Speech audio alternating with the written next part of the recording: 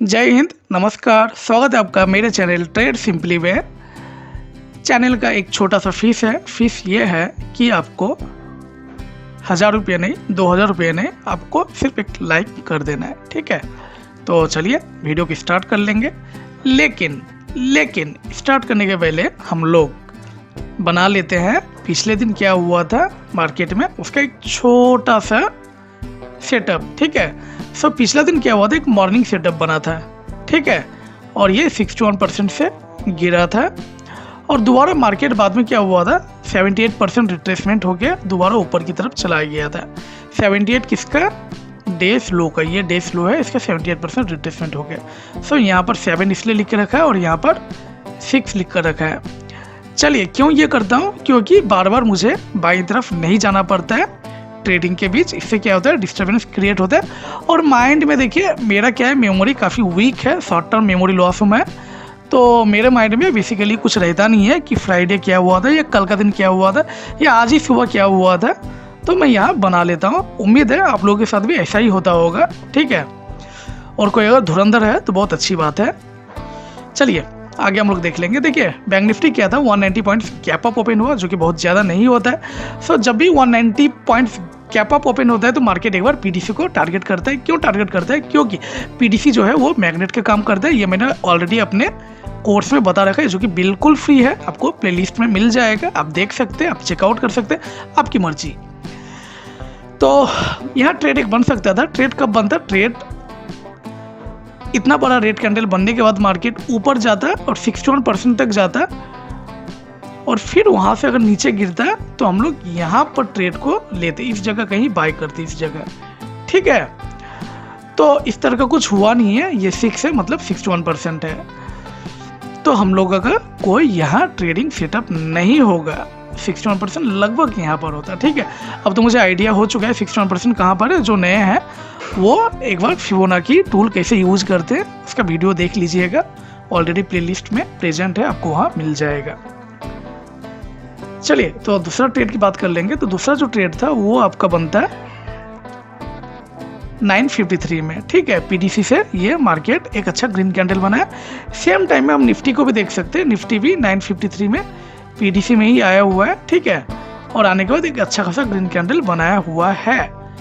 सो आपका यहाँ पर ट्रेड बनता है। हालांकि हम लोग जो ट्रेड लेते हैं वो हमारा ट्रेड रहता है रिट्रेसमेंट में। ठीक है, मार्केट यहाँ आने के बाद दोबारा डे स्लो को तोड़ने के बाद कोई ग्रीन कैंडल यहाँ बनाता तो हम लोग फिर बाय करते। ठीक है, सो ऐसा नहीं हुआ है, तो हमारा बैंक निफ्टी में कोई बाय नहीं होगा। ये हमारा सेटअप है, आप बिना रिट्रेसमेंट का भी यहाँ बाय कर सकते हैं। ये बिल्कुल डिपेंड करते हैं आपके रिस्क एपेटाइट पे। ठीक है, आगे की बात कर लेंगे। तो यहाँ 61% था। ठीक है, यहाँ एक सेटअप आपका बन सकता था। इस जगह आपका जो ट्रेड था वो होता है यहाँ पर, इस कैंडल में, इस रेड कैंडल में आपका ट्रेड होता है।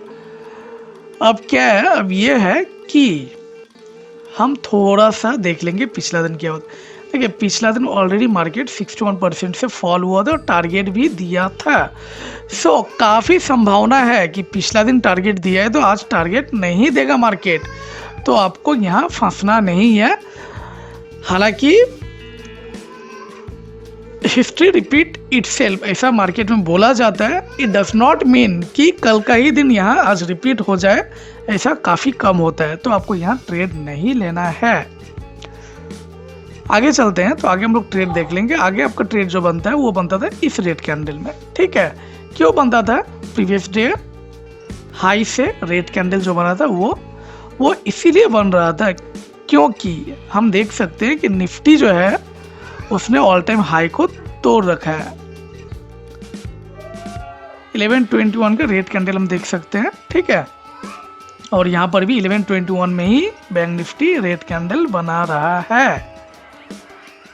तो 1121 में आपका ट्रेड जो बन रहा था वो बन रहा था क्योंकि देखिए क्या है कि ये ऑल टाइम हाई, ये जो रेड लाइन है, अब जब ऑल टाइम हाई टूटता है तो मैक्सिमम रिटेल ट्रेडर्स का ये सोचना होता है कि भैया मार्केट छप्पर फाड़ के ब्रेकआउट देके ऊपर ही जाएगी बिल्कुल रॉकेट की तरह, लेकिन ऐसा नहीं होता है। मार्केट स्टॉप लॉस को हंट करता है और करने के बाद अगर ऊपर जाना होता है तो फिर जाता है।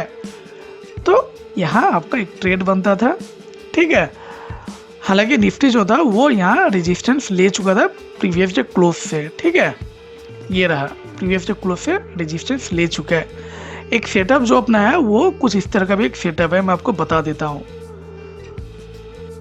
उसके लिए एक बार हम लोग ना निफ्टी में चलते हैं। देखिए हम देख सकते हैं कि निफ्टी में जो है वो ब्रेकआउट दे चुका है, ठीक है। मान लेते हैं ये निफ्टी है, ठीक है, दिस इज निफ्टी एंड बगल में जो है वो बैंक निफ्टी है।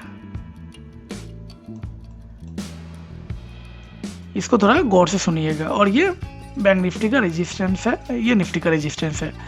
अब मार्केट मान लेते हैं निफ्टी में जा रही है और इस तरह से रेजिस्टेंस को तोड़ देती है निफ्टी।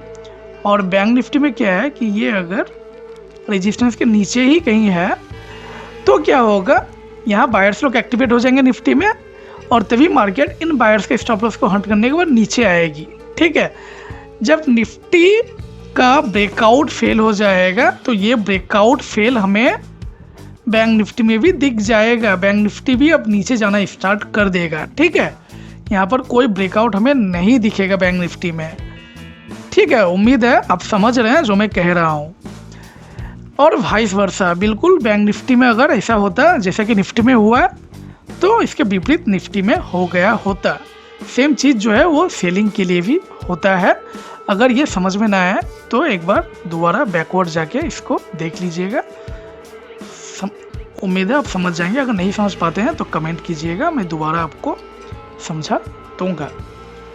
तो मिलते हैं कल, तब तक के लिए धन्यवाद। जय हिंद।